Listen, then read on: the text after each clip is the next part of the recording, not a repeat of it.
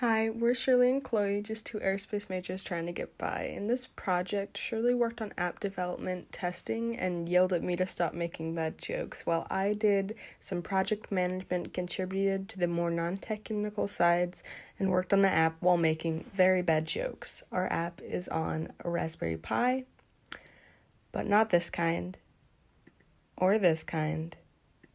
For this kind, the miniature computer commonly known as a Raspberry Pi. Our big idea is to create an app that will allow you to simply connect with your Raspberry Pi. A brief description of how we got here is that Shirley's dad owns a bunch of Raspberry Pis, and he's working on developing them into a kind of smart house network. This app will be the control center for all the Pis. The app uses SSH, so there will be a need for some prior setup with a new Pi, but once you enable SSH and get the IP address of the Pi, you can add it to the app and connect to it automatically. If the connection is successful, then you will be able to send commands to the command line of the Pi and get the response.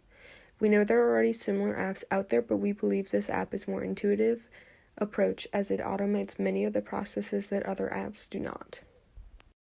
In order to make this app, we used Android Studios and Java to develop a UI and a program, and JSCH, which is the Java Secure Channel, an external library that we can use to implement SSH capabilities.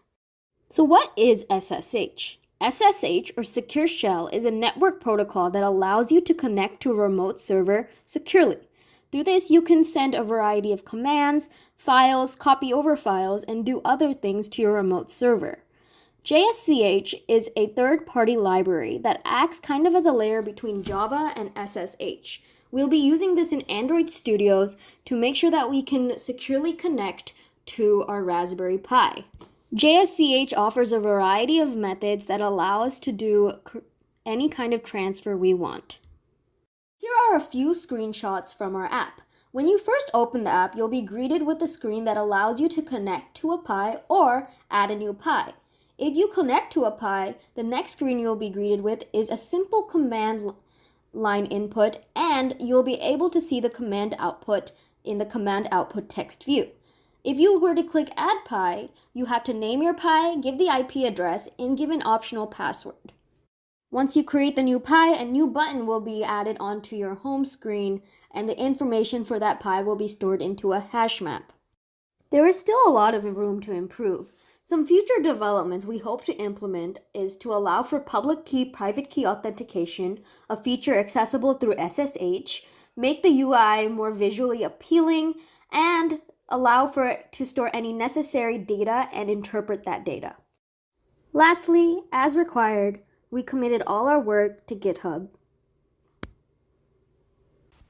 Lastly, we'd like to wrap up our presentation with a big thank you to the course staff and Jeff for the great semester. Stay safe out there, guys.